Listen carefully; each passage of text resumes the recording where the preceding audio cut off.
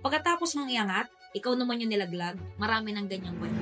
Mga babae na tinulungan yung jowa nila umangat. Tapos nung umangat, ano nang trato sa kanila? Tae na, nang bababae na. Noong mga panahon na nasa baba, nasa laylayan yung lalaki, ikaw girl, tulong ka ng tulong. Halos ibigay mo na kahit kabilang kidney mo. Kung kaya mo nga 2 kidney mo, ibibigay mo pa eh. Pero anong nangyari sa mga ganyan? Sabihin nyo na, nung nakaangat na si Guy, umanap na ng iba.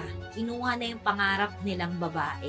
Yung sexy na kaya nilang gawing trophy wife. Tapos yung original na tumulong sa kanila galing sa baba, tinapon na parang basura. Kaya ikaw, tigilan mo na tumulong sa mga hopeless. Dapat nga sarili mo yung tinutulungan mo. When you're already up there, when you're already there, nakuha mo na lahat ng pangarap mo, hayaan mong yung tamang lalaki ang lumapit sa'yo. Hindi yung pagkatapos mo tulungan yung isang tao o isang lalaki, ikaw naman yung walang-wala. Tapos nung siya yung nasa taas, ikaw naman yung iniwan. Kawawa ka girl. Ikaw ang kawawa. Kasi walang balik sa'yo. Walang ROI. Konti lang ang mga babaeng nakaka-ROI. At mas maraming porsyento ang mga babaeng kulela. Huwag mo sayangin yung oras at panahon mo sa pag-build ng iba o ng lalaki para sa ibang babae. Think wisely. If he's not worth it, then he's not worth it.